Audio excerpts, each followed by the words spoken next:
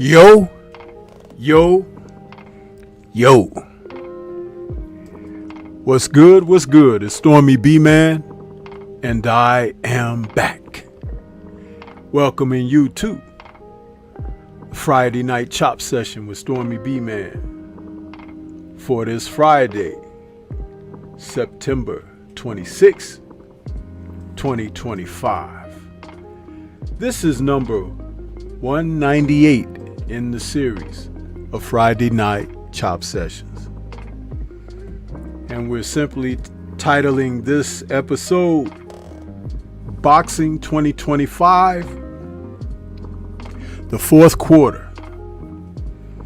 For those of you football fans, you know that the fourth quarter is the time to pay closest attention to the action on the field. And as we get ready to close out 2025, there are cards, bouts, fighters to be discussed, and there will be, come the first of the year, some clarity about what we have been witnessing throughout this colorful year for boxing. And me, as I've been known to do, I'll talk about some fights that some people don't think about, don't think of tuning into, and I'll leave the fat on the table, leave it on the plate for that which is indigestible. You can't get it down. Some of that stuff needs to be left alone. And you know, I do that. I will leave it. So, welcome everybody. I hope you've had a prosperous week, if not a good week. I hope that there are things in your life that can turn around, because we shouldn't be in one spot, stagnant. We should be able to grow. So, I'm here to talk about some boxing with you guys. Hopefully, you're here to hear some boxing. Maybe you will even chime in the chat with some comments that will add to what we're doing here. Had a very good show last night. Did the Stormy B-Man Live pop-up episode. Had a great conversation. That's what it's all about. Because you know there's a lot of riffraff out there. And sometimes you just have to make sure your bows are straight and you can ride out these rough seas. Yeah. I'll take a quick moment and see who we got in the chat this evening. See, we got some folks moving around out there. Mark Wunderlich is back again this evening. See there? See, Mark? See how you can string a couple of days together, man? You know, after peeping through the blinds and bushes, you can come on out there and let it be known that you're in the building. It says, touch that like button. Hashtag LDBC. Hashtag Bomb Squad. Hashtag Team Petty. Yes, sir. Sheriff Deputy Mac, a.k.a. Stephen L. the Mac. What's happening with you, brother? Universal Truth is back, saying salute Sensei in chat. Hey, y'all notice that Universal is starting to say more and more words in his greeting. Universal was just a one-syllabic person early on. He would just say, hi. Now the brother is expressing himself a little bit. See, there is growth. I just mentioned it a moment ago. Hopefully there's some growth. There you go. Yeah! Tay-Tay, the real queen of MMA and combat talk, is in the building this evening saying, good evening, Sifu. When you gonna get you some of that Stormy B merchandise, Tay-Tay, huh? Sporting everybody else's merchandise, but no Sensei. How you not gonna have the head of the class, huh? There's something wrong with that. Chilltown Majors in the building saying, Stormy, salute. What's good with you? Good evening, chat, and press the like button. Yes, sir. Learn is back after a little hiatus, away saying salute Stormy B man. The like is smashed. Yes, sir. What's good with you? Steph Brown is back saying be well, Stormy B man. Salute our chat family tonight. I hope your week has been swell. God be with you, sir. God be with you as well. Each and every one of you in the chat, huh? Jonathan Simon is back saying hit the like button. Subscribe to the channel if you are serious about real boxing content. Yes, sir. Says salute Stormy and blessings to you in the chat. Thank you, sir. Mr. Shelton is in the building saying peace. What's going on with you, Mr. Shelton? Good to see you out there. Stephen L says they have me on mandatory Friday night. You must be doing something right.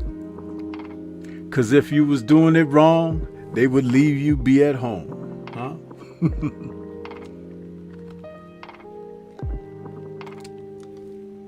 Yes, sir. So, yeah. You know, they had this week full of Tank Davis and what's his name? Jake Paul. I ain't talking about them. Huh? There's other stuff to talk about. You don't want to talk about no exhibitions, huh? Don't want to talk about no pre-retirement parties, huh? Yeah. We're going to give life to those who are in the thick of the boxing business. Yeah. You know, so if some of y'all happens to be supporters of the foolishness, you know, now's your time to bail, because Stormy ain't gonna give you that time of day, huh? No. It's too much other to be said. So we got some news that we can review.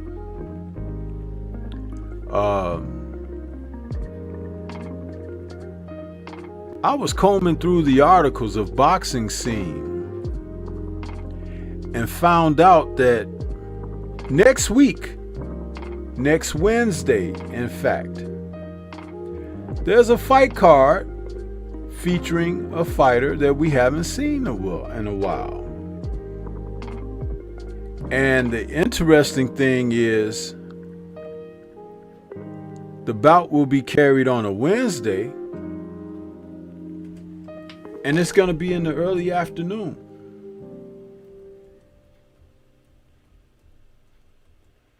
Now that's kind of interesting, because if you got stuff on your phone, like the DAZN app or whatever, you'll be able to catch this. But it very well may be worth looking into.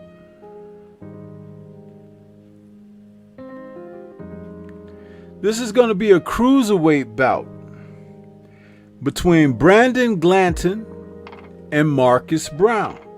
Now, some of you may remember Marcus Brown. He's had runabouts with Artur Beterbiev, Jean-Pascal Badou Jack, and he's been off the scene since August of 2023. Now, Glanton lost a unanimous decision to former cruiserweight title holder Chris Billum-Smith, CBS as he's known, and that was in April of this year.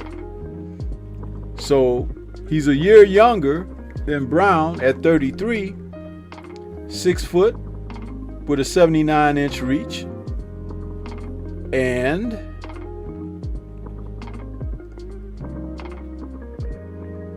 he is the headliner. My, how the mighty have fallen, huh? Marcus Brown, he who is of the master headbutts and woman-beating reputation, huh? he better learn how to beat on some men, otherwise he gonna lose again. Yeah, bars. But I just thought I would mention that because I was combing through and I was looking for it. Now they're fighting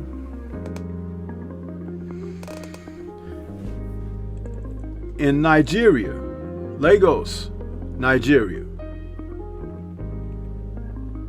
That's going to be an interesting thing. That's why there was strange time change, on that. It'll be roughly, I think, 1 o'clock Central Time.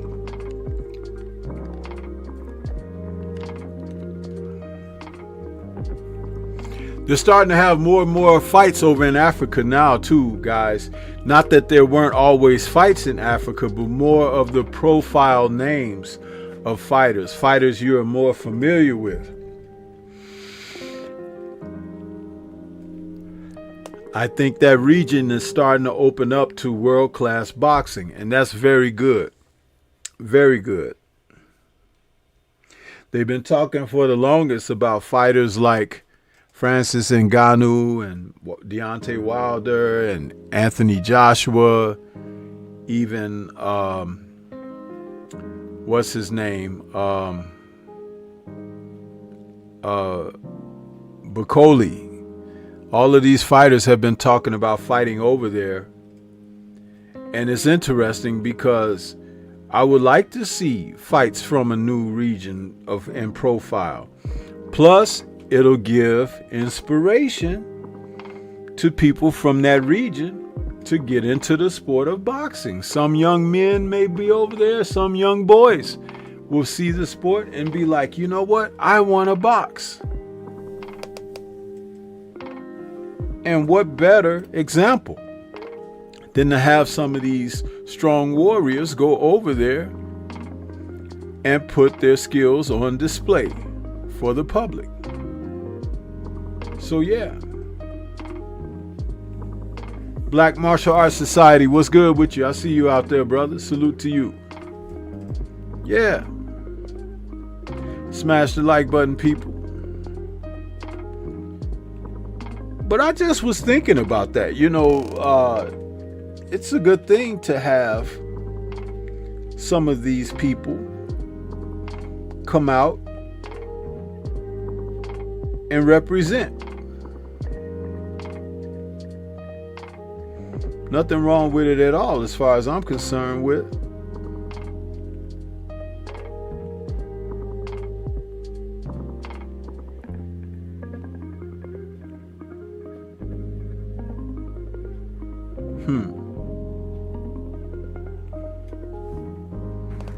So yeah. Now again, Brown hasn't been in the ring since 2023. These long layoffs, man, they're not good for guys. And we get a chance to see him back. Does he still have something left? Mr. Glanton is going to help us find out. Who else is talking about this? That's this coming Wednesday, the middle of the week. I was just saying last night on my show, right, that they should have fights in the middle of the week between Tuesday and Thursday before big fights happen on the following Saturday. And this Saturday we got the Pro Box card coming up this Saturday, but next Saturday we'll have some more, what do you call it, the zone bouts. And then on the 11th, we'll see former welterweight titleist Jaron Ennis. But we can talk about him a little bit later. I just wanted to bring into the fold that this fight coming up on Wednesday, and it'll be broadcast on DAZN, by the way, which means that even if you don't catch it live when it happens around that early afternoon hour, Central Time, Eastern Time, a few hours later you could catch it on a replay because it's on DAZN. If you have the DAZN app, you'll be able to just catch the bouts. that's what's up. I just want to see some boxing. You know what I mean? Kamara the Stepping Razor, what's happening with you? Salute to you. Yeah. Now, I was checking it out, and Glanton has a record of 20-3 with 17 KOs. His nickname is Bulletproof Glanton. Fighting out of Atlanta, Georgia. Those 3 losses, no stoppage losses, just, decisions. I have to say that I'm not very familiar with him, but I got a little time to catch up. I did see his fight against CBS, though, Chris Billum-Smith. And he did some good stuff in there, but he wasn't technical enough to turn around the fight against a plotting CBS. So we'll see. And since Brown hasn't been in the ring, he may be able to take the bout to Brown and wear him down. No intent on the rhyming there, but it's just speaking facts. But we have to see. We have to see.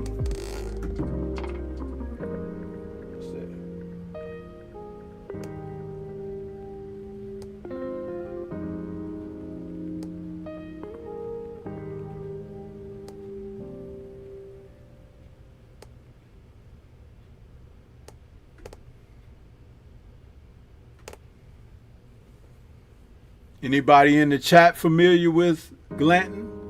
I'm sure that you all are more familiar with Marcus Brown. The tale of the tape between the two, they're not too much different in size, though Glanton has a 4-inch reach advantage at 79.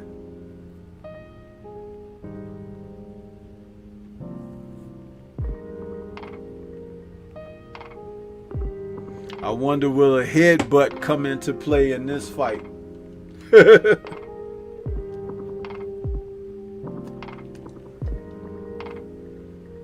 Yeah. We'll have to see.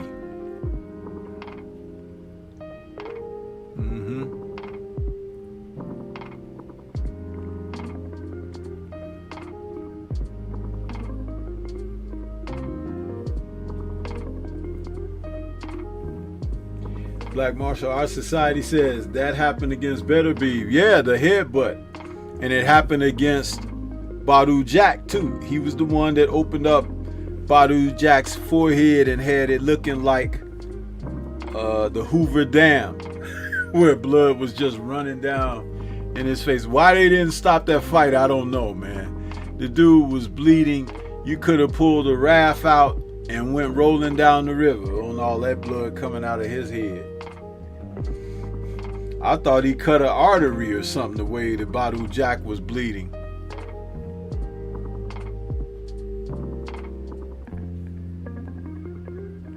Yeah, Steph Brown, the Hoover Dam. It's like the dude's head had opened up like Moses in the 10 Commandments when he parted the... Man, come on, man.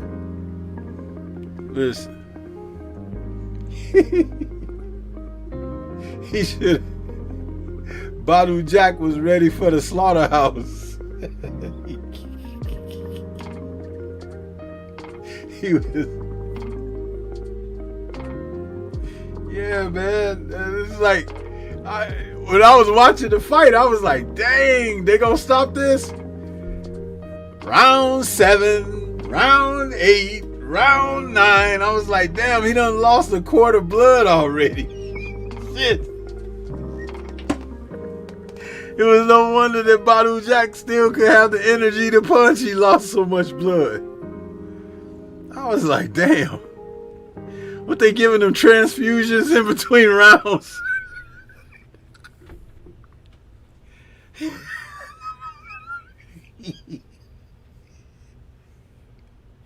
I tell you, man. When I be watching these fights, that's why I tell you guys, watch the boxing matches, because you'll see some stuff sometime. You be like, how they let that go? Like when Tim Tszyu was bleeding against Fundora. It was crazy. If they had put the cameras on the judges in between rounds, you would have seen them wiping off their clipboards, wiping all the blood off. It's like umbrellas with the blood splattering. I was like, man, what the hell? They letting this fight go? And then Tyson Fury, when he was fighting against Otto Wallin and his eye was bleeding, they stopped the fight with Lennox Lewis and Vitaly Klitschko, but they let Fury go. See, that's the inconsistencies in the sport. I hate when they do that kind of stuff, man. That's a show I should do one day. The bleeding of boxing, and just talk about the fights where everybody was just bleeding to death in the ring.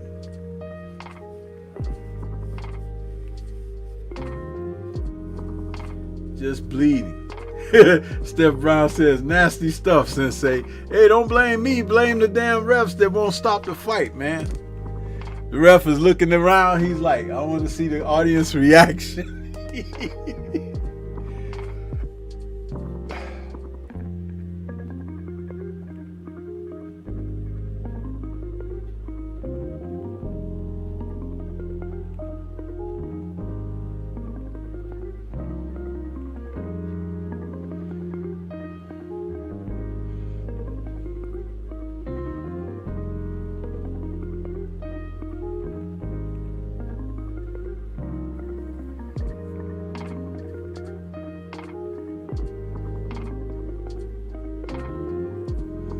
But yeah, but I didn't even know that fight was coming. That's why I said, wow, let me say something about this so I could put the family up on it, because some of you may be available to watch the entire thing. Some of you may not.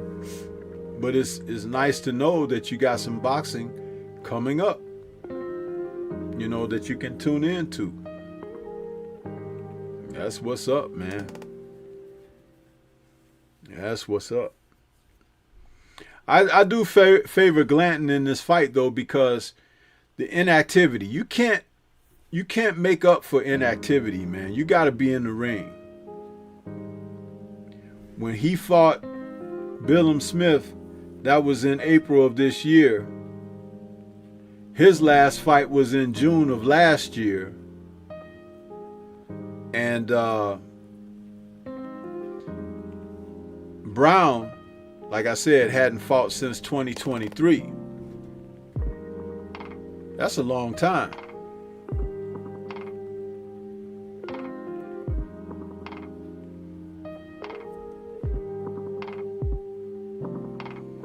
Another thing, Brown is a southpaw and Glanton is orthodox.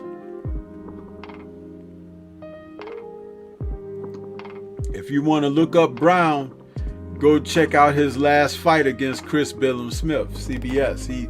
That was a fight that was on DAZN as well. You check him out, get an idea of his style. No, Queen, it's next Wednesday, the 1st of October. And it's going to be on DAZN early in the afternoon, like 1 p.m. Eastern time. Yeah. Salute to you, Queen 71. Yeah, he's going to be on roughly, like I said, 1 o'clock, 2 o'clock Eastern time. Early in the afternoon, because they're in Nigeria. They're fighting in Lagos, Nigeria. Yeah.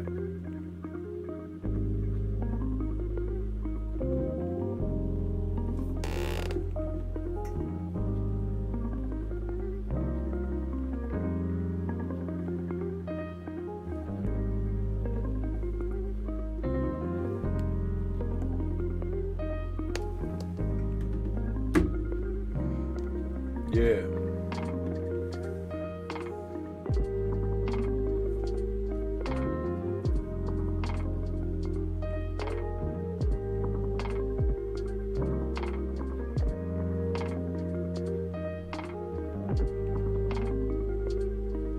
Yeah, I was talking about that, Queen.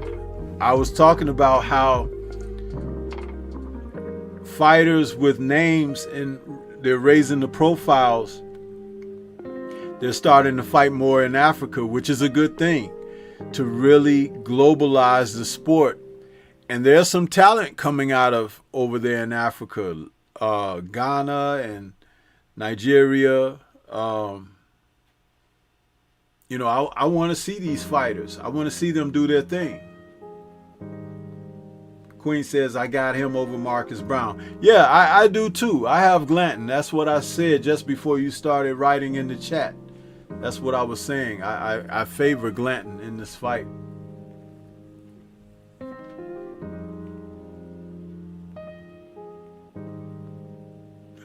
Jonathan Simon says, he looks like a running back.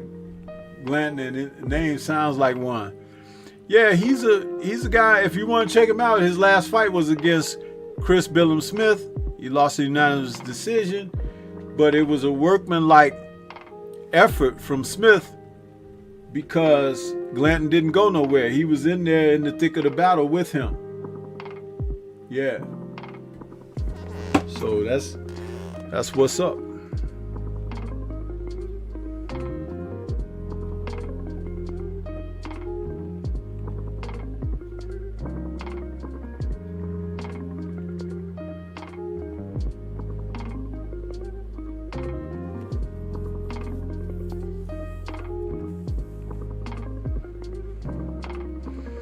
No, it's okay, Queen, because I was just cooking on that a little bit because, like I said, before I was, getting some images and stuff together for the show, and I noticed that on the fight schedule, I was like, oh, nobody's talked about this. So I thought I'd open the show talking about these guys. You see, I continue to say and stay consistent, and consistency is a part of what I try to do. Because if you love the sport, I'm going to tell you about the fights. And if there are fights that I don't know about, I want you guys to tell me so I can tune in. Listen, there's more going on than Jake Paul and freaking Tank Davis. There's more. You know what I mean? Like these two guys. And I guarantee you this fight right here is going to be better than that fight, which is an exhibition, they calling it. But why not? Why not? And just like last night when I was doing my show, I talked about the Pro Box card that's coming up this weekend. Najee Lopez. Man, this kid, he's on the come up. And I'm going to tell you something. People going to jump on his bandwagon after he really arrives. But fighting on the Pro Box cards, he's making a name for himself out there. And he's a Puerto Rican out of Atlanta, Georgia. And I talked about him a little bit last night, 14-0 with 11 KOs. He reminds me a lot of Maul Charlo, just a bigger man because he's a light heavyweight. But he's got that same build like Maul Charlo, solid. He's got solid punches. He's not a devastating knockout puncher, but he's strong enough to break you down over rounds. And that's what you want to see, a guy who has a blue-collar work ethic. And that's what he's bringing to his bout against Calvin Henderson. Henderson is out of Texas, I believe. But it's going to be an interesting fight.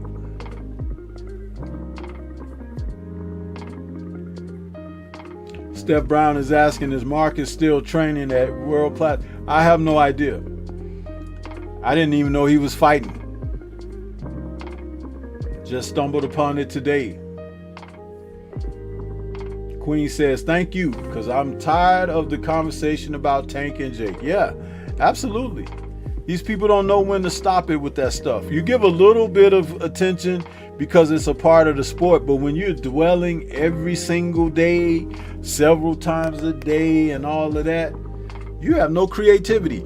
It's just like, do you guys know when we had the shutdown? All those people were complaining that they couldn't do their content and everything because everything was slow motion. That's when I thrived. I was doing historical stuff. I was having my chat ups with Scrapbook and Kurt. I was creating new shows. I was doing a lot of stuff back then and never missed a beat. When boxing came back, I was right there and had plenty of content under my feet after establishing myself. And it was a great time. For me, I wasn't worried. Not at all. But there were people, they had to find new things to do. Working on the corners late at night, swinging on those poles at the clubs and all that kind of stuff, you know. Going up under Diddy's desk and stuff. I mean, Stormy B Man was like industrious, huh? An entrepreneur.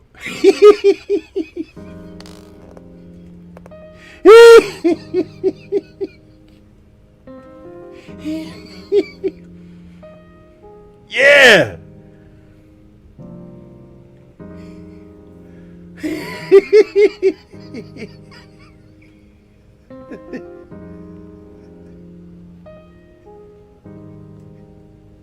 Oh, y'all don't find that funny, huh?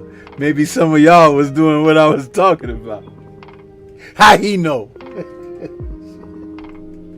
Because I've been around. Yeah. Uh-huh. Yeah, Queen, he is on the cusp of stardom. All he needs is the right matchup and the right audience. And then you're going to have all these people talking about, oh, I knew it all the time. And you're going to have these folks, trying to come out and support him and everything.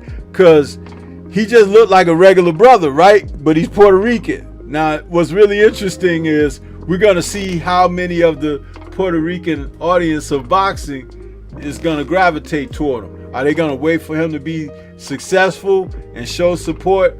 Or are they going to get behind him before that arrives? See, that's going to be the thing to watch out for.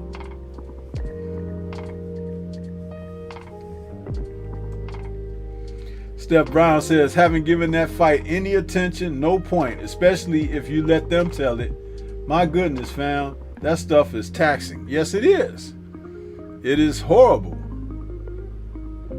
That's why most I say about it is the bunt end of jokes and whatnot. It's like, I can't take those dudes serious. For what? He says, but more importantly, great past fight favorites and even new ones. If you're not trying to get the smoke, move out of the way. Like we say, a new wave is coming and has. Hey, I've been saying that. Haven't I said that for the longest time? These guys are going to piddle around until the next gen or the next wave catches up to them and passes them by. If you look at what's happening, Shakur is falling into that state as well. And it's very unfortunate because not only does he have a name and past Olympic experience, but he's a fighter that people wouldn't mind watching if he just get in there with somebody. But he is also avoiding. The fact that he and Keyshawn aren't fighting, I don't care if they're friends. It's a highly competitive match between two top lightweights. It's what the people would like to see. But it's more Shakur than it is what's his name? Keyshawn. It's more Shakur. And I believe Shakur feels that at the end of the day, that's not going to work out for him. Sean Porter fought Terrence Crawford. He got stopped, but they were still friends. They still are friends. You know, sometimes you got to put your foot in your friend's behind, huh? Especially when money is on the line. Bars. Yeah. Mm-hmm.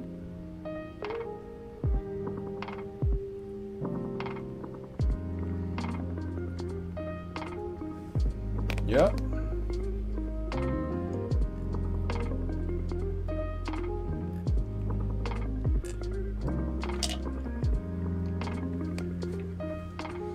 Yep.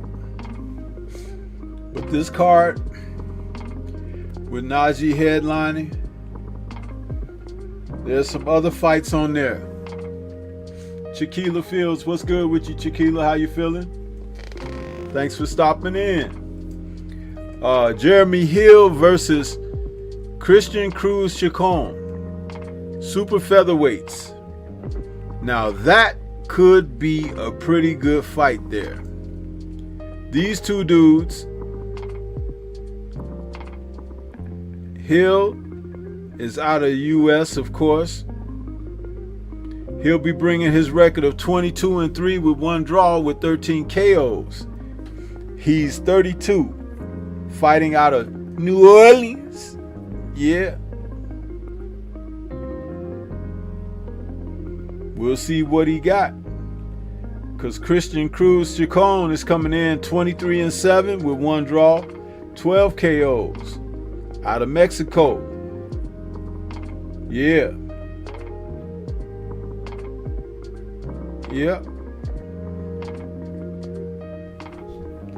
That fight right there just sounds like it's going to be a barn burner. And it's going to be on ProBox too. ProBox has some good fights on, you guys. You really have to pay attention to their cards. Because even if you don't know the fighters, they sometimes be kicking up some good scraps.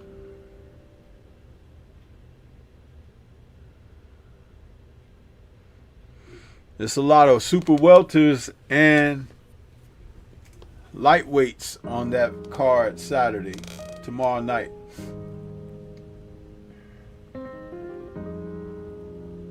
I have to tune in and check them out.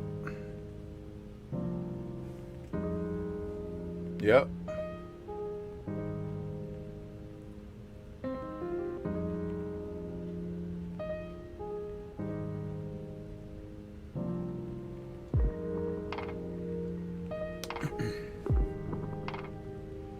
Yeah, Steph Brown, it's ProBox tomorrow night.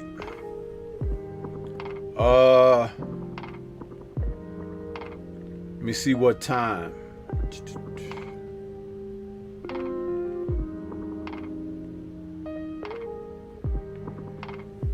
Around 6 p.m. Eastern time.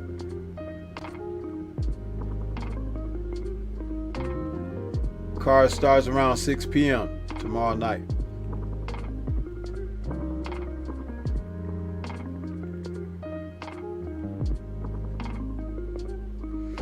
See, when you get in there and you're fighting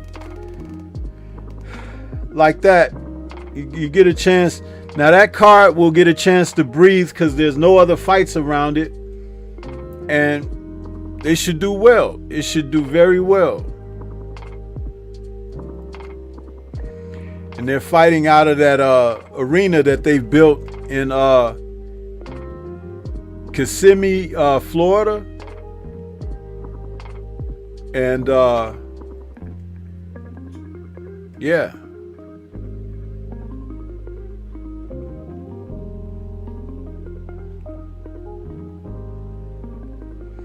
They got a special feature fight with a gentleman by the name of Juanmita Lopez de Jesus. Now, I'm not familiar with him at all. But he's 3-0. So he's a guy that's just starting out. You know what I mean? Coming out of Puerto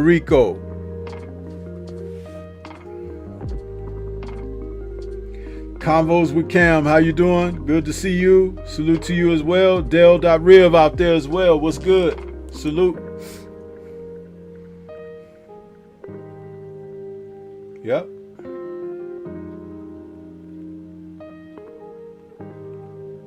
Queen says, and if you can catch a show in your area, you really should attend. It's a cheap way to catch some 50-50 fights. There you go, Queen. You're absolutely right. You're absolutely right. We got some more fight cards coming up in Chicago. I'm thinking about seeing if I could go.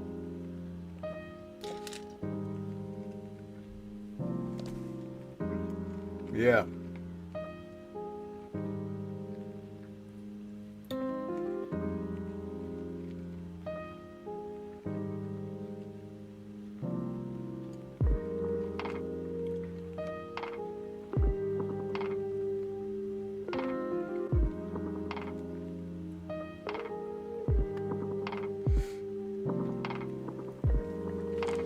Yeah, this DeJesus kid, he's only 19. And this is going to be his 4th pro fight. He's got 2 knockouts. And he's a southpaw, 5'4".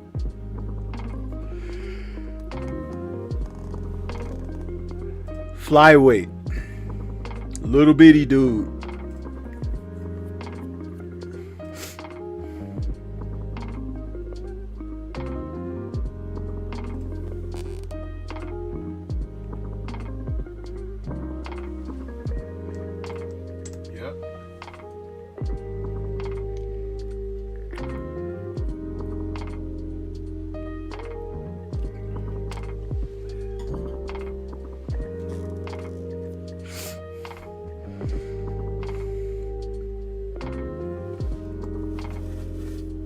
Allergies had kicked in.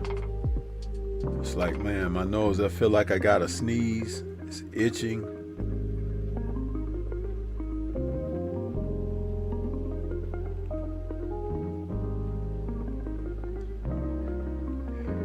It's like I gotta pull a David Copperfield on y'all.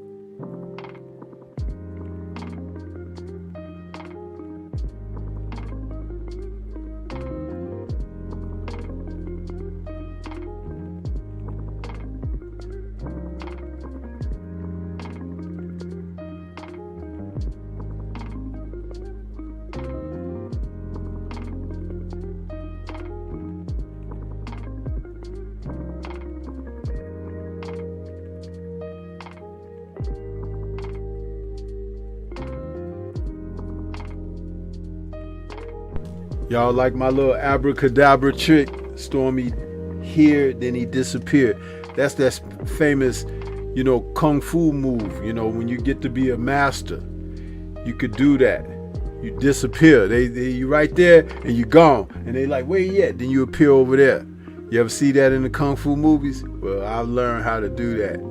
So don't mess around. I might have to break that move out on you. Jonathan Simon says, them guys down there in those weights make for great fights. They really do. Because a lot of them are very powerful for their size. So when they are knocking out the opponent, it's like really devastating, because those men, half of my body weigh more than one of them. You know what I'm saying? So it's like amazing to see these guys. And they have speed and elusiveness and power and stuff like that all combined. And to be small, 110 pounds, 115 pounds. It's like, man, it's crazy. Queen says, I've been to about 3 or 4 Pro Box OTX fights, and you could get some great seats for little or nothing. I don't think I've ever paid over $100 for a seat, and I've been right behind the judges at some. Hey, that's great, Queen. And that's in Florida, right? Are you in Florida, Queen 71? Are you in Florida? That's great, because Pro Box hosts a lot of those cars in Florida now. I think they built an arena for it. So that's awesome. I'd love to go see some fights under $100. That ain't gonna happen in the Chi though. I'm gonna tell you, because in the Chi we got these old shifty politicians and they want to tax everything. You be lucky to spend $100, but it's gonna be over $100. I'm gonna tell you that. Say you in Georgia, okay? In the Chi, even if they don't get you at the price of the tickets at the arena, they gonna get you on parking, huh? That's where they really get the customers in the Chi. Parking. $100 to park. I'm like, what? And if you get on public transportation, you got to worry about somebody accosting you on public transportation. It's bad, man. It's all bad out here, huh? I'd rather arrive James Bond style, dropping down from the helicopter and then climbing up on the roof and waiting for it to come back and get me when the fight is over.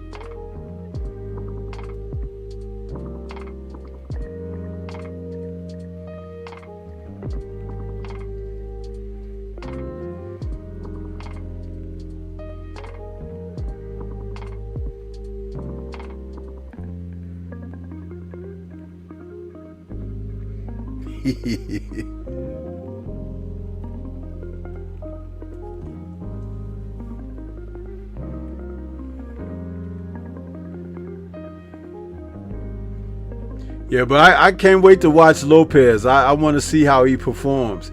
He's a strong kid. He's a good fighter. Good fighter.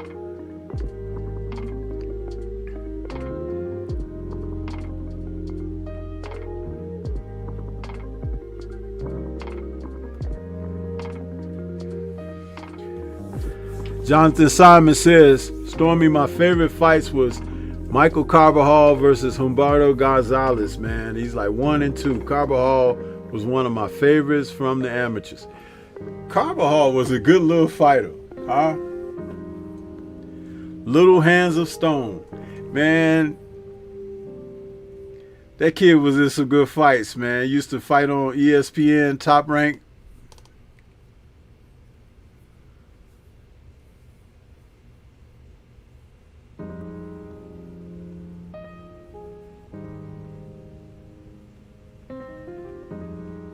Oh, okay. I see what you're saying, Queen.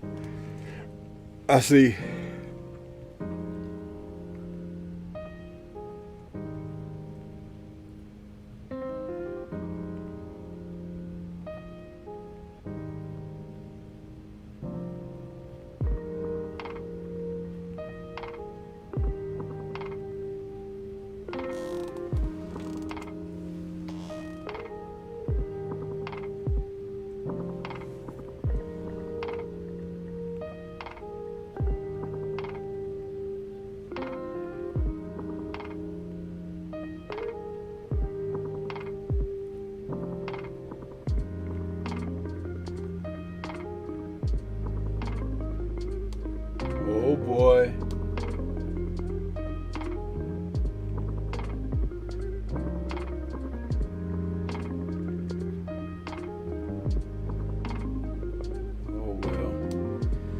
O'Shea Duke Jackson just did a video on Clarissa Shields saying she made the worst decision of her life. Once that young man started talking about you, you have done something, you know what I mean? So I don't even want to know what it is right now. I ain't even trying to wrap my mind around that. It just came up on my news feed. Yeah, but coming up October 11th, you guys, is Jaron Ennis's return to the ring. Now that he's given up his IBF welterweight title,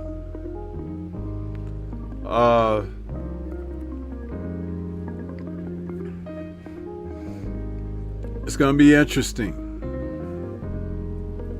He's campaigning in a weight division where the people are a lot stronger than where he's coming from.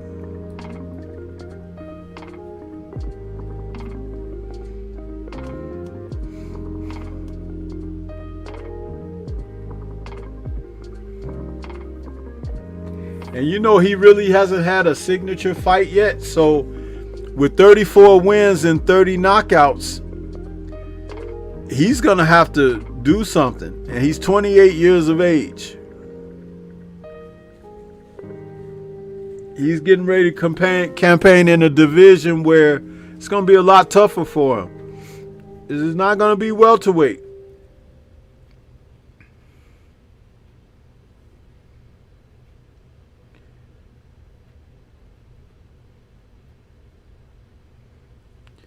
His fight is Saturday the 11th. Huisa Lima from Angola, who's 32.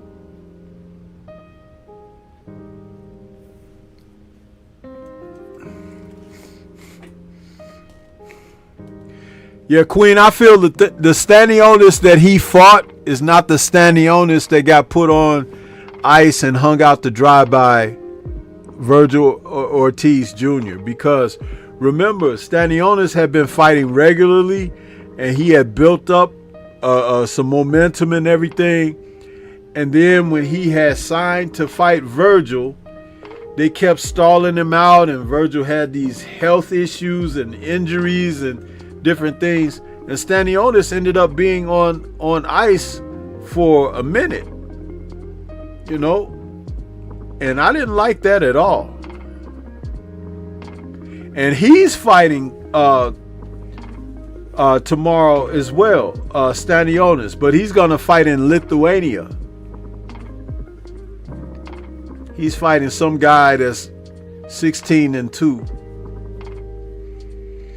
But you know, that's a opponent brought in for him to look good. So, and that's his first fight since he fought Jaron.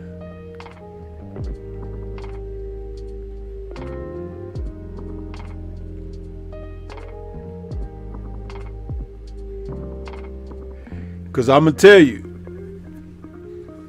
when he fought Jaron Ennis,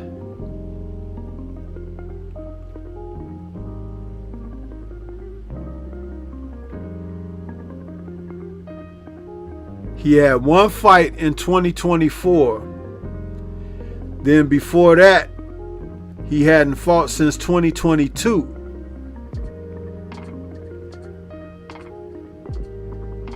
And that was that tough fight he had against that guy, Ruzab Butayev, whom I said I would like to see Jaron in his fight, because that's a tough guy. He's dirty. He's a strong guy, hits hard. And that guy would put Jaron in the ringer, and you will have to see him work his way out of that. Those are the kind of fights I think, if you're going to be a world champion, you need to fight a guy like that. But he ain't called that guy's name. And Stanionis won a split decision from him, and that was a tough, hard fought fight. Now, excuse me. So yeah, Queen, I don't think it was the same Stanionis by the time he fought Ennis. D21519 in the building saying salute Stormy B, man. Late, but I'm here. That's good, man. Good to see you. Hit that like button.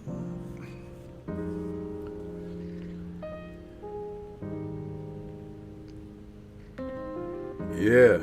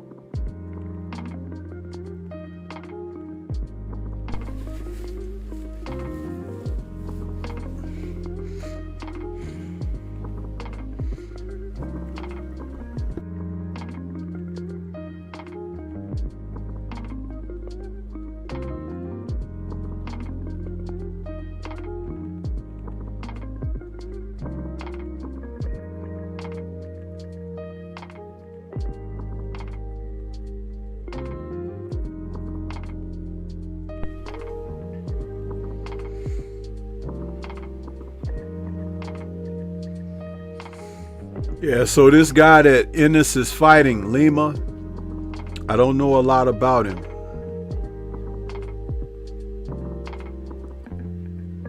But those are the guys that can be dangerous. Not dangerous to beat you, but they can make you look bad. You know, I don't know. It's going to be interesting. And he hasn't fought anybody that we really know.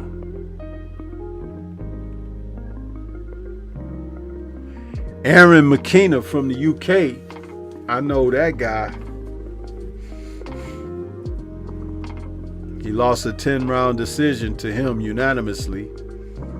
And that was back in June of 2023.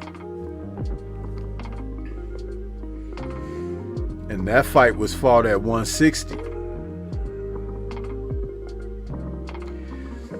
So basically, you guys, Lima has been as high.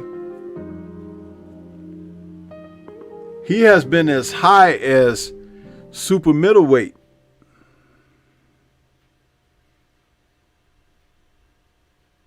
So I hope they know what they're doing, putting J-Ron in there with this guy after turning down so many named fighters and quality opportunities, because it sure would look really bad if he got out there and he stunk up the joint, don't you think?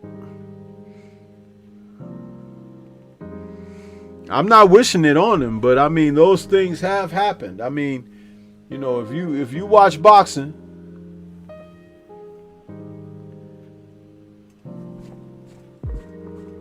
it's like I got done from my Kleenex on my shirt. J-Man, salute to you. He says he looks strong, but even though he's a no-name, yeah. Sometimes that's how a no-name gets his name, right? So they better be careful, man. They better be careful. Now, J-Ron could go in there and just knock the dude out, right? And beat in a couple rounds or less. And that would look great for him. But, and don't forget, he was sparring with Canelo. So did he take some punishment from Canelo in sparring? Who knows? They ain't gonna tell you that. Oh, Canelo beat me up.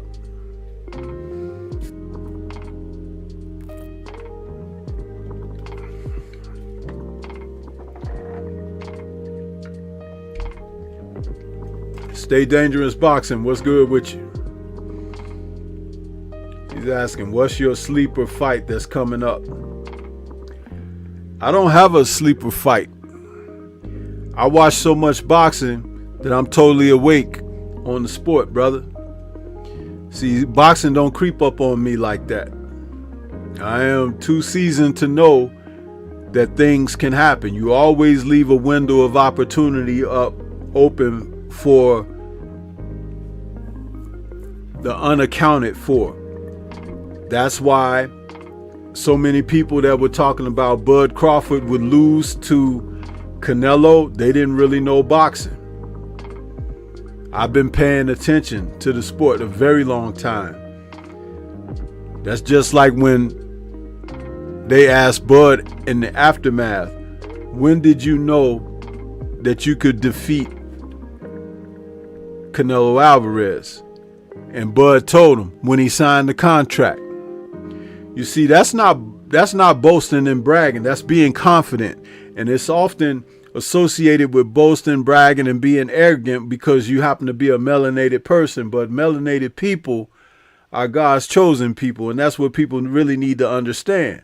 So if God favors you, you got to do something totally against the grain to not come out favored. You understand? So in understanding that aspect, that's why there's no such thing to me as a sleeper fight. If I don't know a fighter, and you've heard me say on this air that there's some fight, I didn't know that guy. I don't know that guy. I have to look him up. I have to find. That's me saying, okay, give me a chance to garner some information on the subject, and then I can make a real assessment based on that. Just like I was talking before you wrote in the chat, Stay Dangerous, about Lima.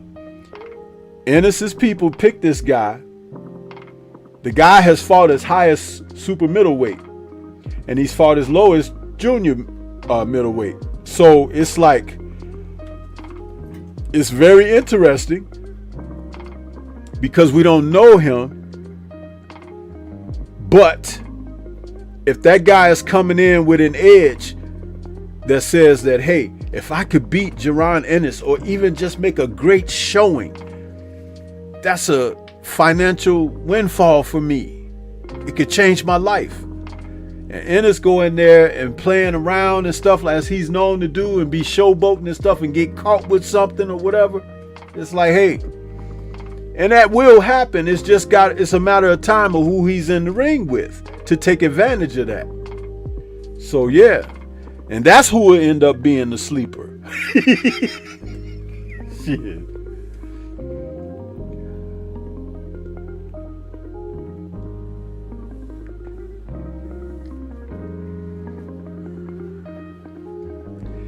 Okay, now check this out. Stay Dangerous. He says, I understand, OG. I'm talking about a fight that might be better than what we expect. I think Yard might be tougher than what David think.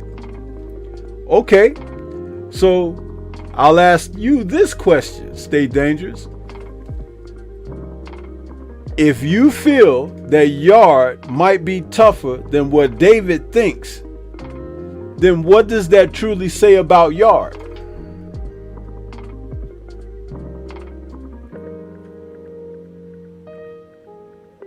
See, only people who are dismissive would speak of Yard as he don't have a chance.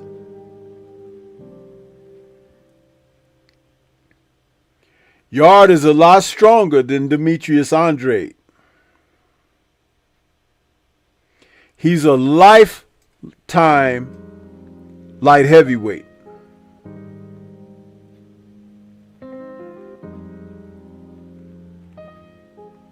Benavidez has campaigned as super middleweight for a number of years, but he hasn't really campaigned at light heavyweight a long time.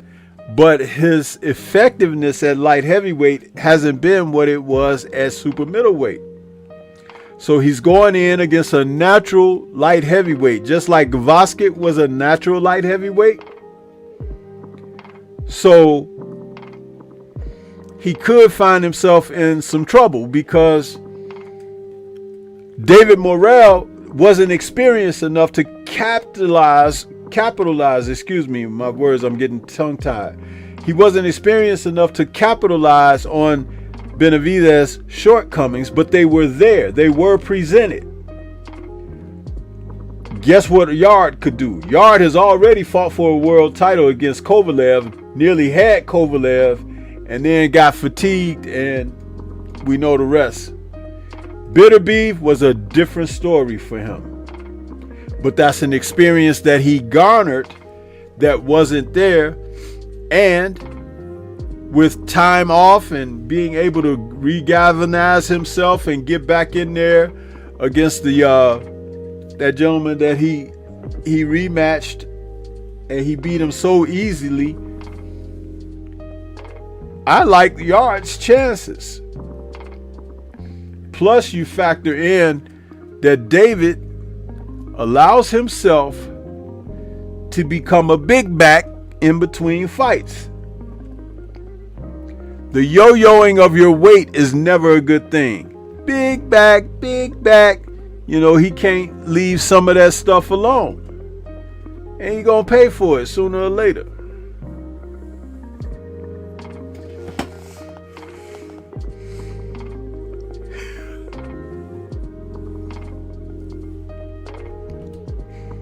J-Man says, yeah, these fights can end up dangerous. Clarence McLean, what's good with you?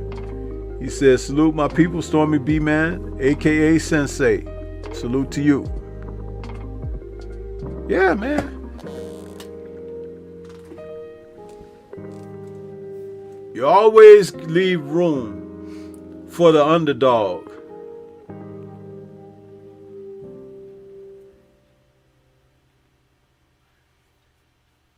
That's right.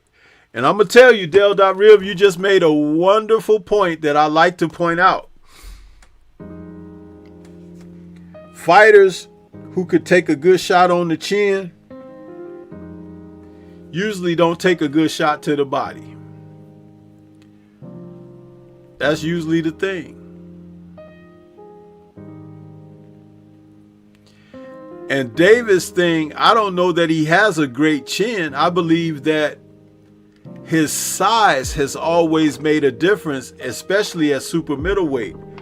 But at light heavyweight, contending with some real light heavyweight fighters, the playing field is leveled.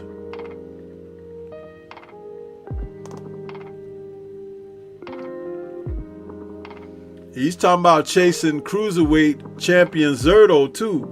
Zerto, I think, can outbox him because Zerto, Malik Scott has got him boxing very well.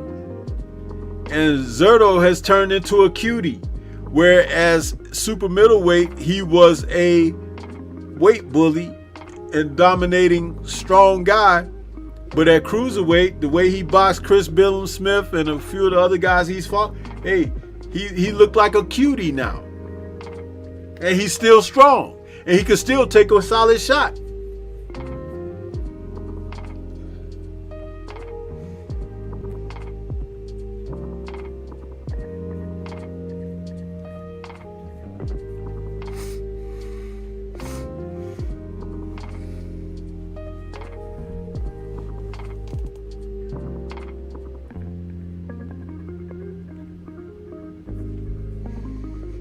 Yep.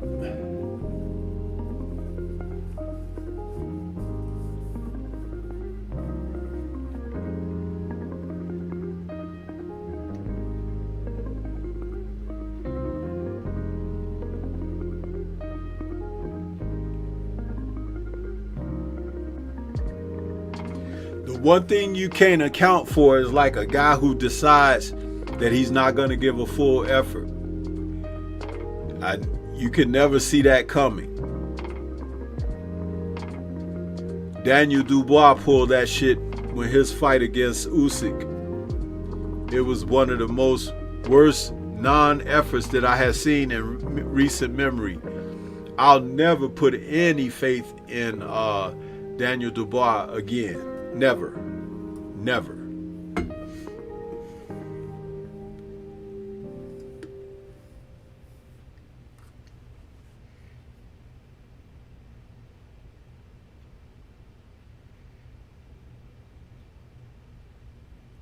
Yep.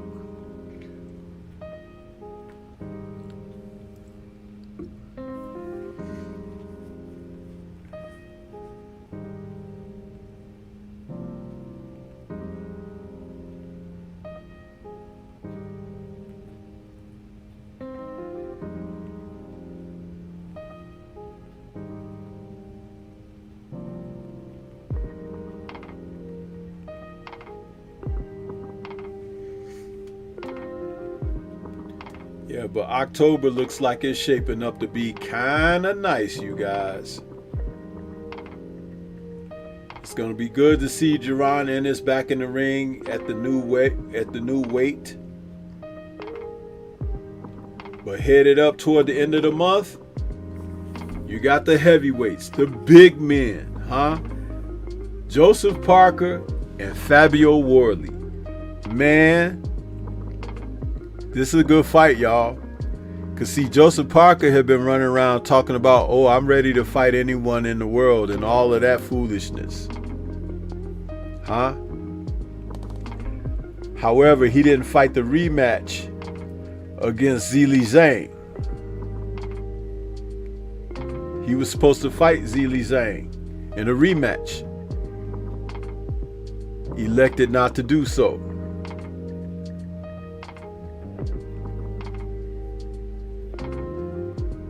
But he has a man in there that is not going to give in easily.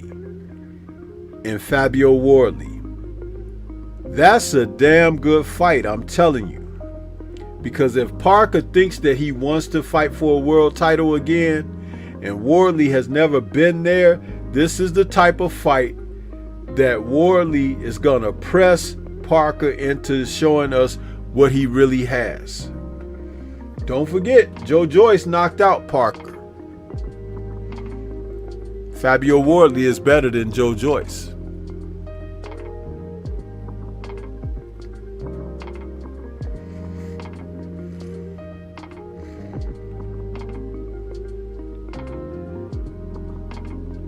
And Wardley is the type of fighter, they're close in size. Wardley is an inch taller at 6'5", and he has been known to weigh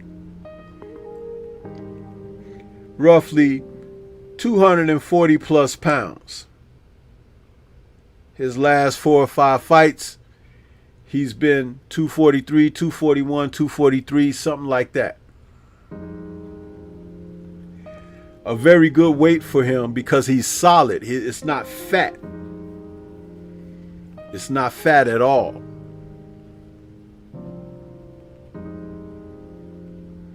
Parker has gone up in weight and down in weight, and all of this telling us he's put on muscle.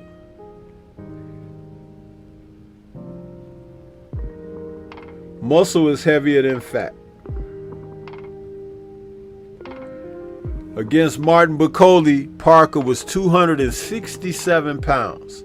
Now, mind you, I said he's an inch shorter than Wardley, right? He was 247 against Zhilei Zhang, 245 against Deontay Wilder. So, if he thinks he's going to come in at 260 pounds against Fabio, he's definitely losing. If he gets back down to the 240s like he should be, he'll be able to compete better. But something tells me that Parker thinks he's just really some strong dude. And that trainer, Andy Lee, listen, man, no.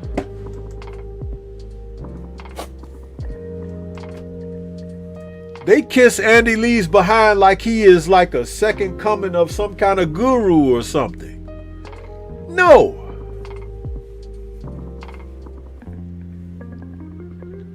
No, I don't give them that credit like that. I was just talking yesterday about how Jack Catterall has left Jamie Moore over there, lifelong coach over there, for him to come to America and learn from Bozy Ennis. Yeah, good stuff.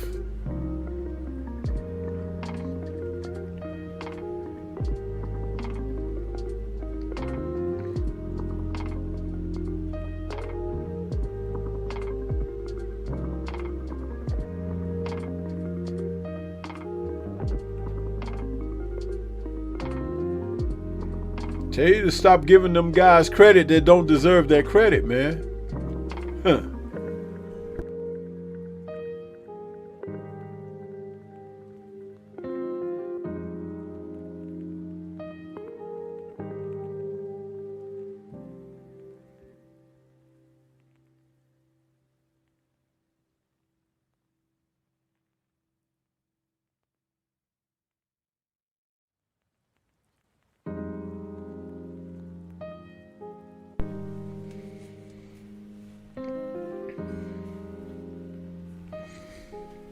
Yeah, they pulled the wool over Wilder's eyes, Clarence McLean, with that fight that he had with Parker. Because Wilder was dealing with a lot of different things.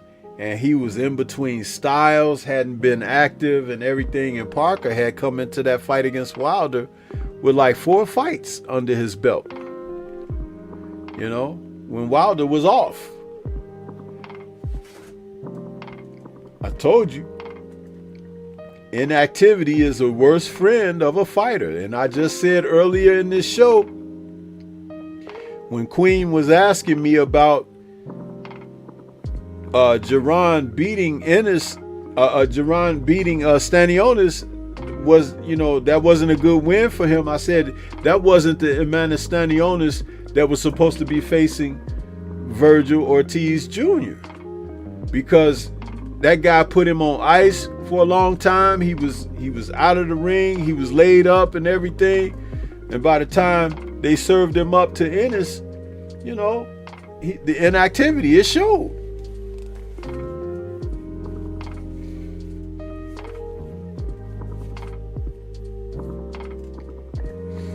Yeah, but see, Clarence, this is the thing about Wilder. He has the right disposition. He has that type of mindset. He has the type of mindset that he'll fight regardless. It's just that his people haven't been convincing enough of him of what fights to take and when to take them. Like, I would not have put him in there against Parker at that time. That guy he just last fought, that's the type of opponent that he should have had.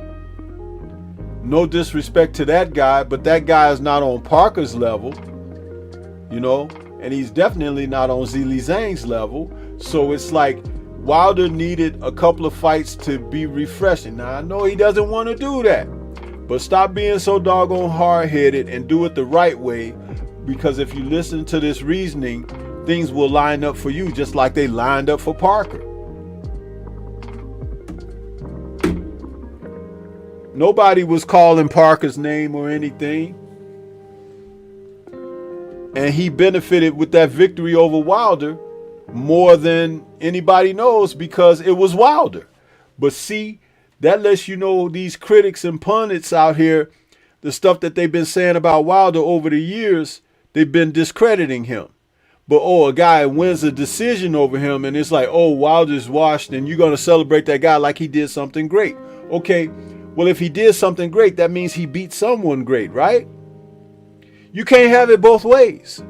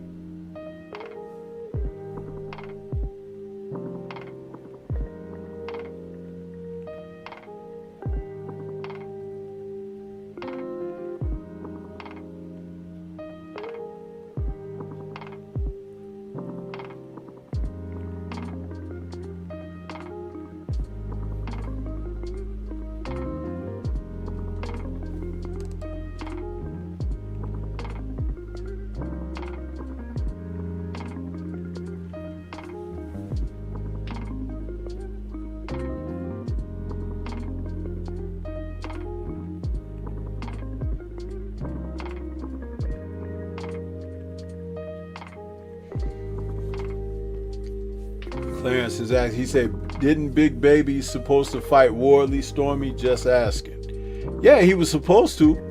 But see, Big Baby has been a part of some questionable circumstances regarding his boxing career. So the reason he got pulled off the table for his fight with Wardley, who knows? They'll never be totally forthcoming and transparent about that. But you see, he still ain't fought too, right? Think about it. Justin Hooney was not a guy that, Wardley was totally prepared for, but it was a great lesson for him because the guy came out and really boxed him. He thought that Hooney was going to fight him a little bit, but he didn't. He stayed behind the boxing, and then late in the fight, lost his focus, and that's when Wardley took advantage of him. But see, the mere fact that Wardley was still mentally sharp enough, even though he was losing damn near all the rounds, it says something about him as a fighter. You have to give fighters like that credit. If Joseph Parker thinks that this young man, this guy, did you see what he did to Frazier Clark in that second fight? He could do the same thing to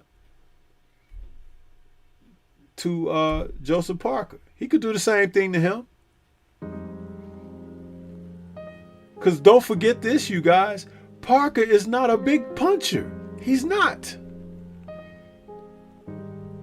And he's not a great boxer either.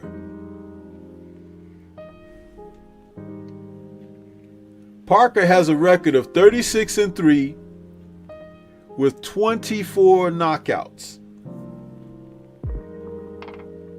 24.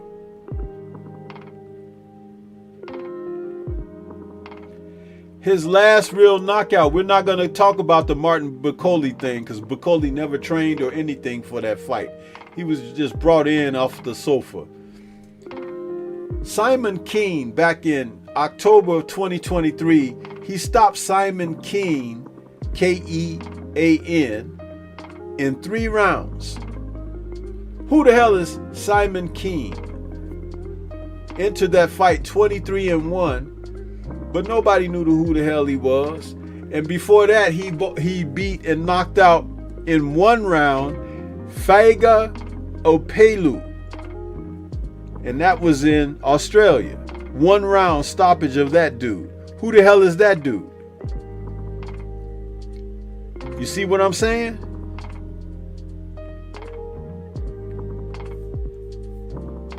And let's not forget,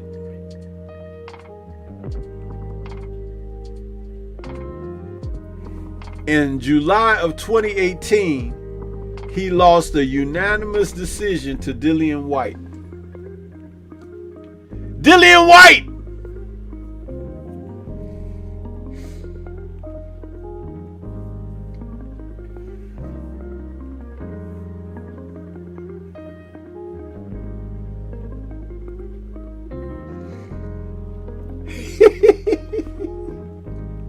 So what I'm saying is, Fabio is the way to go. You understand?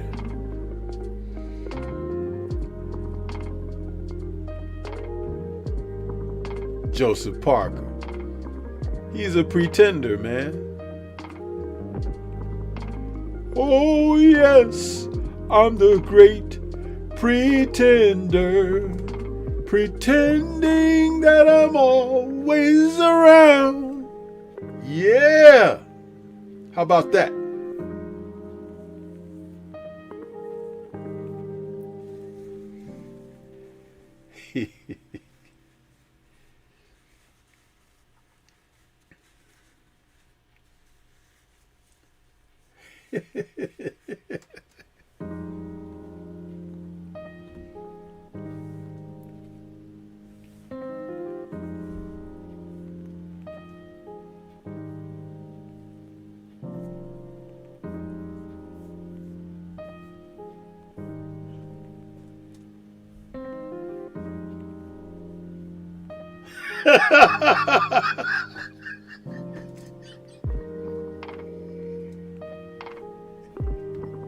Yeah, man. You know what? I keep telling you guys.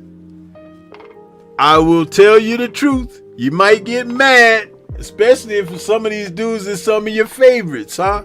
But I ain't got to hold nothing back. You know why? Because the truth will set you free, huh?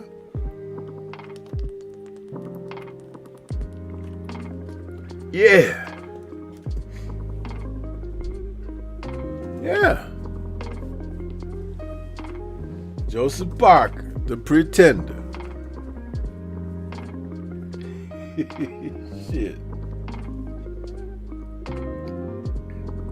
See, y'all didn't expect me to break out with that one, did you?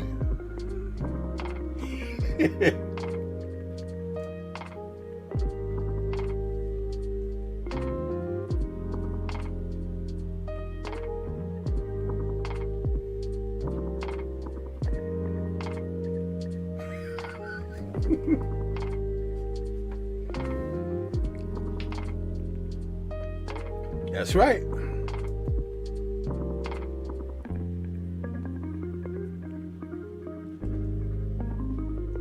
That's right, Steph Brown. Pretending that I'm still around. That's Joseph Parker, huh?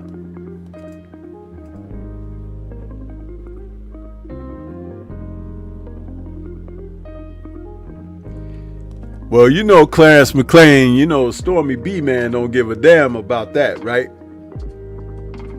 Because I'm always going to uphold the proper side. The proper side. And I don't kiss backsides. You dig? It ain't happening.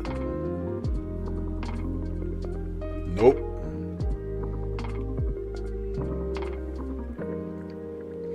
It's just like me talking about these fights. Ain't nobody else talking about these fights. They talking about who? And each other, huh? Yeah.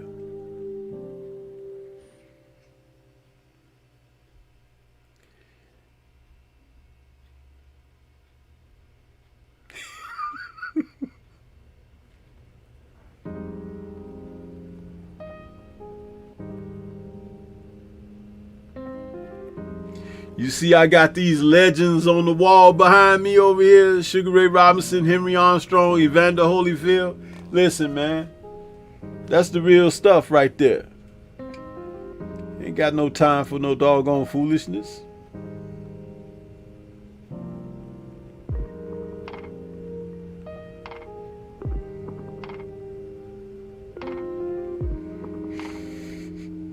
And people sit up and get mad at you because you talk about the real.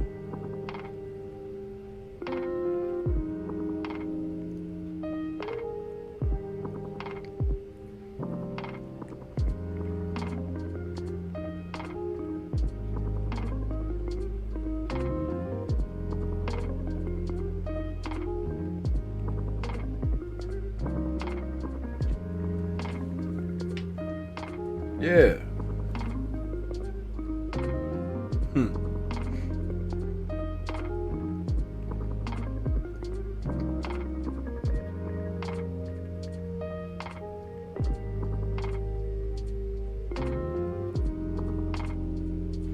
Steph Brown says, it's been a while, Sensei, but we need another study session. Last we did was Spink's light heavyweight fight. You brought in a guest too. That was so fun. Yeah, I mean, I like to do those, but YouTube has gotten so funny about playing licensed material and whether something is now in the public domain and all of that. That's why I've kind of pulled back on that, especially since they've gone after my channel, you know. So I'm trying to walk the right line, man, and stay informed. But I see other people playing footage and clips and stuff, and nothing happens to them. Nothing happens. And I'm like, I could play over a 6-second or 7-second clip of something, and here they go. Copyright. I mean, my goodness.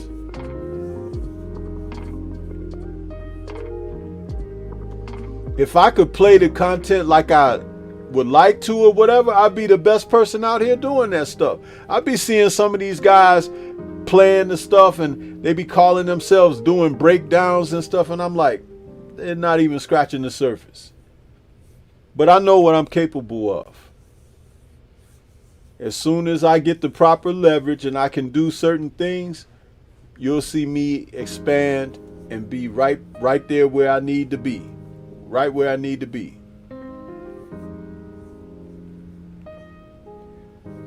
That's just like that whole thing about reused content. When in the world have I reused some other content? Never. Look at my layout here. You see my studio layout? I designed that. You see that? That's me.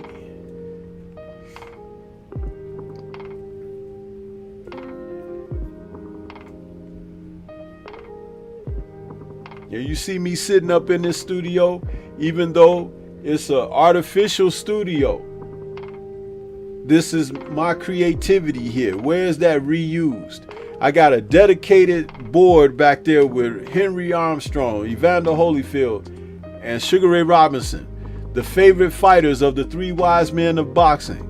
Scrapbook is Henry Armstrong for him. Kurt Sugar, it was Sugar Ray Robinson for him, and for me it was Evander Holyfield. Total dedication there. I put the 4 title belts that Terrence Crawford just peeled off of Canelo Alvarez's rear end right there on the floor in front of me. You see that? I got a pair of boxing gloves sitting at the end of my desk. You see that right there at the end of that desk down there? them gloves sitting down there, all of that. Who puts stuff together like that? And this is before all the AI and stuff. And there's Stormy B, man, the graphics in there. I put that together.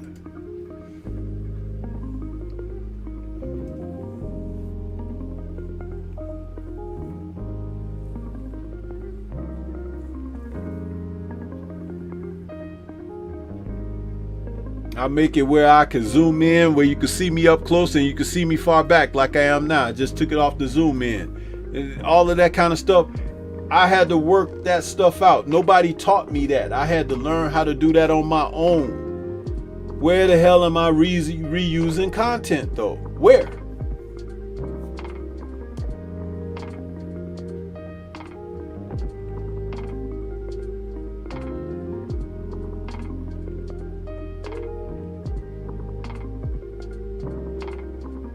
And the funny thing is, I don't even know what I could know because I don't have the time to invest in learning a lot more stuff. But my goodness, boy, if you gave me some time to really put in, I'll be doing some crazy stuff. You'd be asking me, why ain't I working for Disney or something?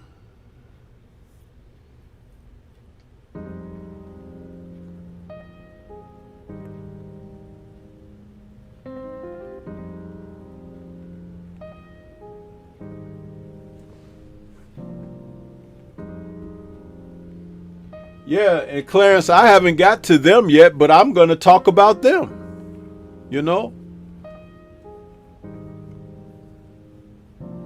Because that's one of the things that I do. I wait until we get close to the week of, and then I start doing the breakdowns of the fighters on the cards, you know?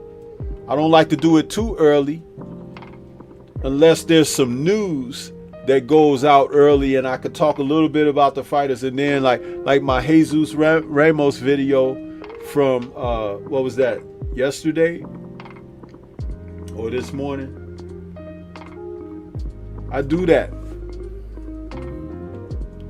My Bud Crawford video tomorrow morning, the premiere, y'all better not miss that one. That's a pretty good one there. Benavidez has decided that he's not gonna allow them to try to influence him to face Bud Crawford. It's titled Benavidez Shuts the Door on Ethnic Hopefuls on the potential of fighting Crawford. Nope, he ain't doing it.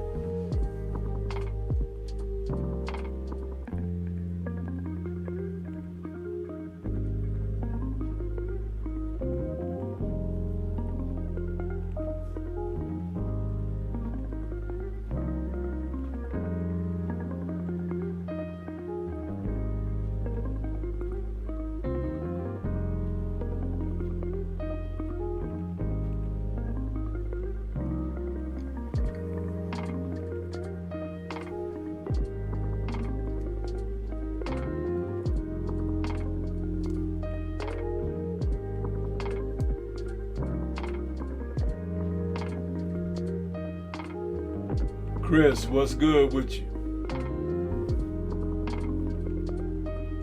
Yep. Raul Garcia, salute to you.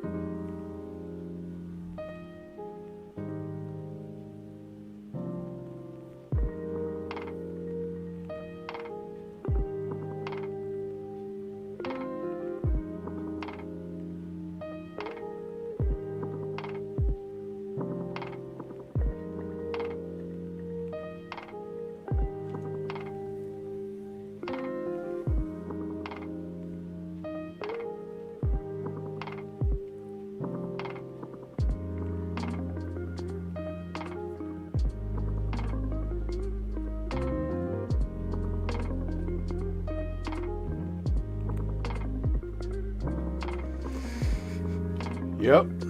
So, talking about these cards, man, October is going to be lit. And it's what we want when we talk about the sport of boxing. There's a lot of matchups there, a lot of good, solid main events. But always look through those undercards, man, because you will see some good stuff on the undercards. That undercard fight between Lester Martinez and Christian Mbili should have been a co-main event for Crawford and Canelo, but what a hell of a fight. And it has been mandated that they do a rematch. Whether they will or not, who knows, but I thought that was quite an enjoyable fight.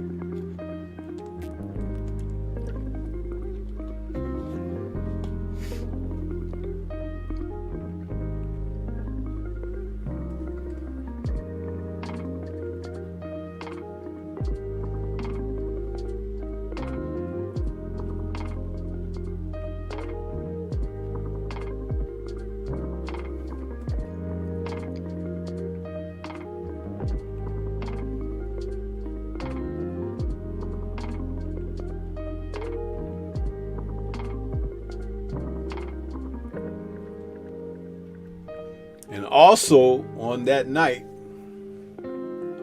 you know, there's a fight that,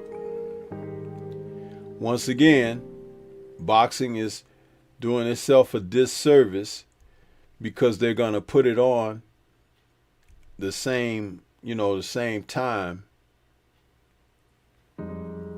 You got Wardley and Parker, the same date rather. And of course, that's going to be Sebastian Fundora taking on Keith Thurman. You know, that's a fight that a lot of us will tune in and watch. But I want to see how much of his ring IQ Keith is going to bring. October 25th is this one. That's going to be a good fight. Sebastian Fundora is the lesser of the Fundora family fighters. His sister Gabriella is very good. She's an outstanding fighter. I mean, that young lady at flyweight, there's nobody to test her right now.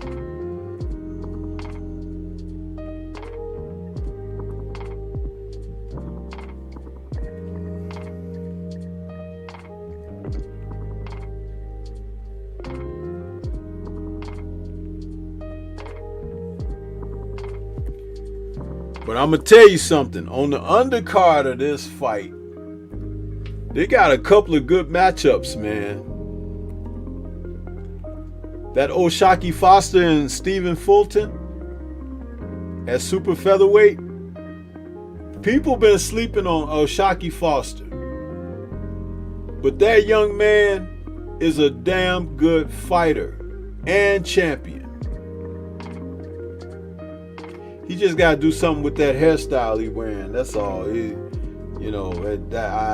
young folks today putting their fake weave in his head. He need to get that stuff out of there, man. That's awfully, I don't know. That's unacceptable. Anyway, but it's a damn good fight. Foster and Fulton. And Fulton has shown me something that is very bad and people don't talk about it. Fulton looked like somebody's granddaddy with that pot belly at the press conference. Did y'all see that shit? He looked like Ice Cube used to look. Remember when Ice Cube used to have that little stomach back in the NWA days?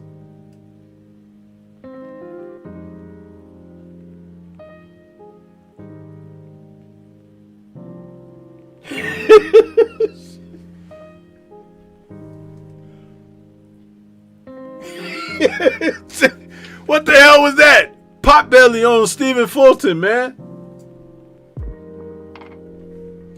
Al-Shaki standing up there next to him, all svelte and shit. I'm like, you know what? I don't know.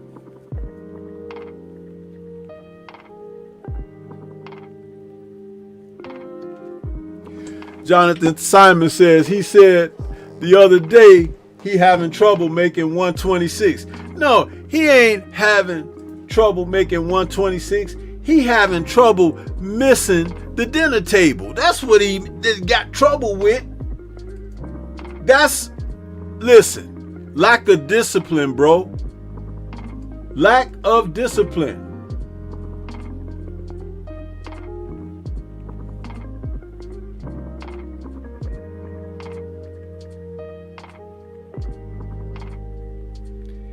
Every time I'm in the kitchen, you in the kitchen. Eating up all the cornflakes. Eating up all the neck bones and white potatoes. Huh? Listen, the word for today is fast. F-A-S-T. Fast. Stephen Fulton. Huh?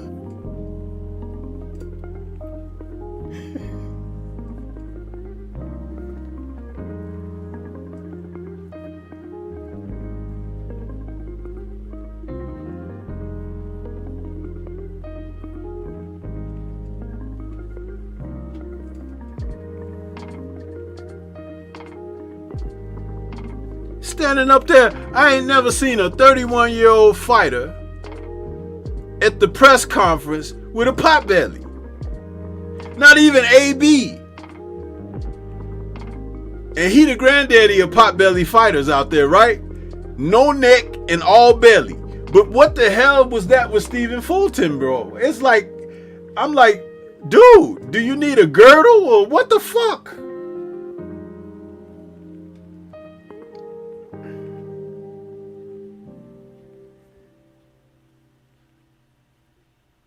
I know Oshaki was like, man, this dude right here, I got him.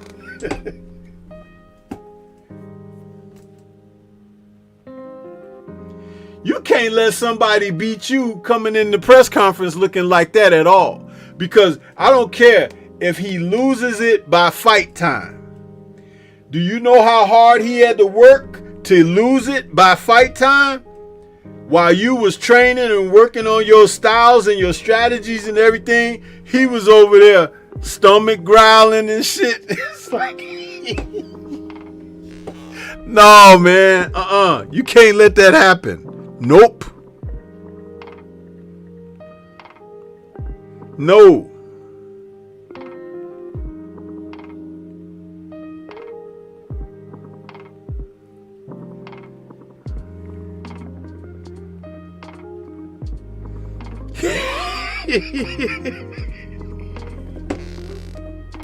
Y'all know I ain't lying, man. He probably pulled a hot wing out of his pocket when he left the press conference. He was like, damn, I'm glad that's over. Get these dudes up out of there, man.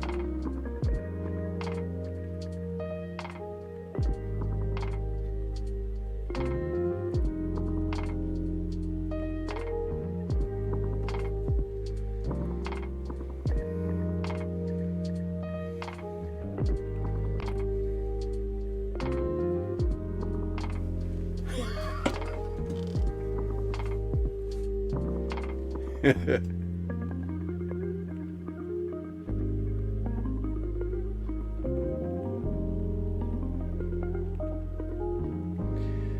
them dudes, I'm telling you, man, see, that's a telltale sign. Now, watch all the Stephen Fulton supporters be like, he gonna be ready. I'm like, dude, he's showing you that it's not that important to him. He moved up after the Inoue loss, and in the first fight back, he got dropped. Do you guys forget that? He fought that fight, and now He talking about he need to move up again. He don't have discipline, bro. He don't have discipline. I had said when he was gonna fight anyway, Drew Titan just mentioned it the other day. I said if he go over there and fight anyway, he better not let that guy hit him. I said he better be mindful of his defense and stuff, because that fight against what they call him, the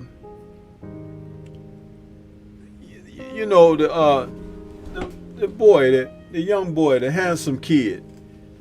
He fought him, letting him, punch him and stuff. I was like, he better not let Inoue do that. If he go over there like that, he gonna be slept. That's exactly what he did. I want to feel his power. Next thing he was like, where am I? In the locker room, fool, the fight is over.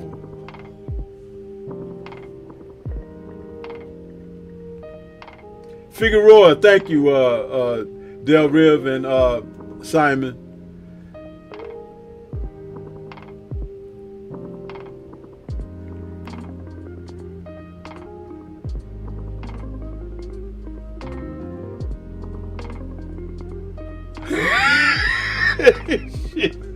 Anyway, was like, oh, that's your chin right there, fat.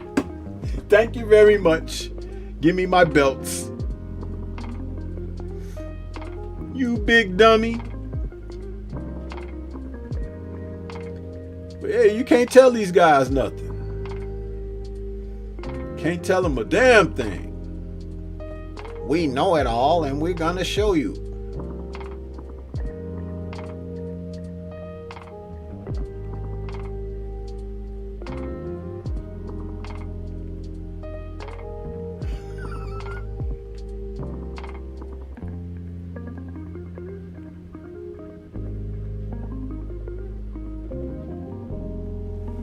Yeah, sitting up there. And Oshaki might not punch like that, but Oshaki got an engine, man.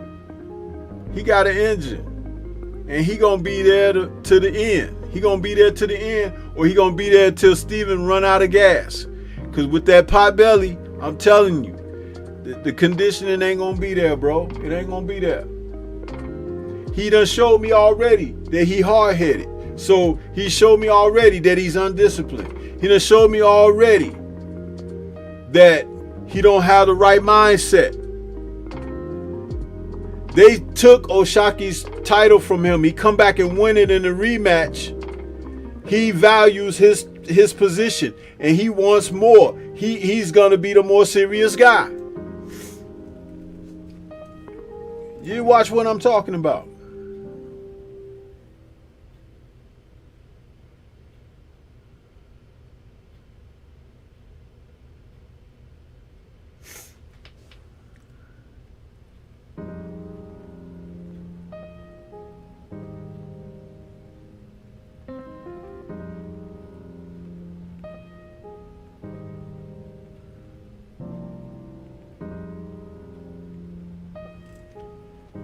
Boxing ain't hard to figure out when you know the nature of the fighters, man.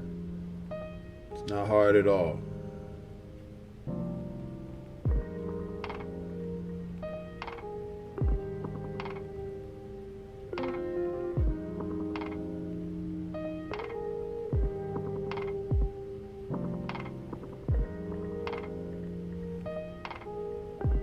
That's right, Jonathan Simon. That's exactly right, brother.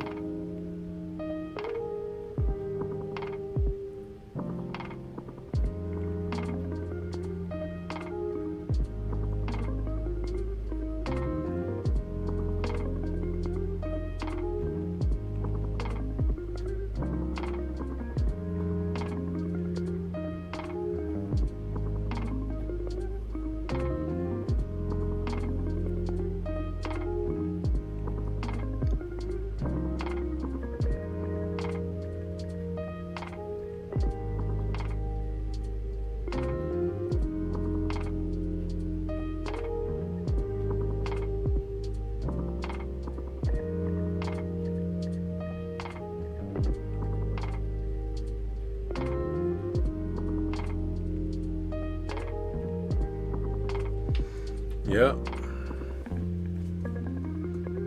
But I'm gonna get ready to get on up out of here, you guys. That's my 2 hours on this, man. I give you guys 2 hours of my time. Now I gotta go get me some 8 hours of sleep because I'm tired and I'm worn down from this work week, from my health, and I just need to recover.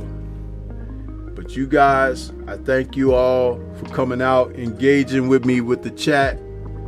Y'all ain't showing me no love, but you know, it's okay. You know, you still family, and that's what family do. They take from you and don't give too much, huh? Even when it's getting close to Christmas, huh? So you guys, I'll see y'all next week. You understand? And we will be back for another Friday night chop session. Peace to everybody out there. Enjoy the weekend. Enjoy the fights coming up tomorrow. All right. Peace to you all.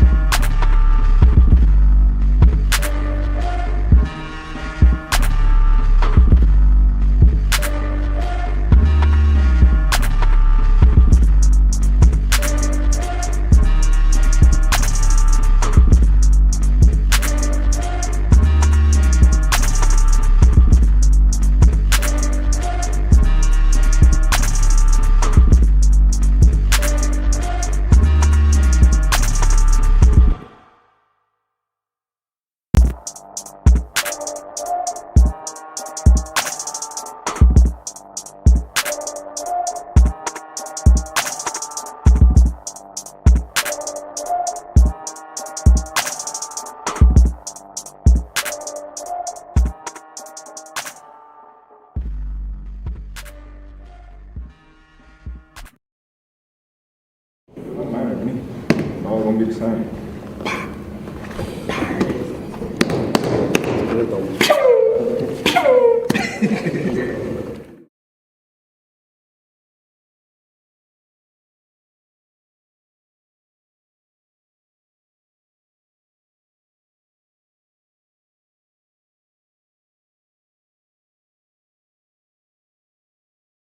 I try it, but my body just no let me go.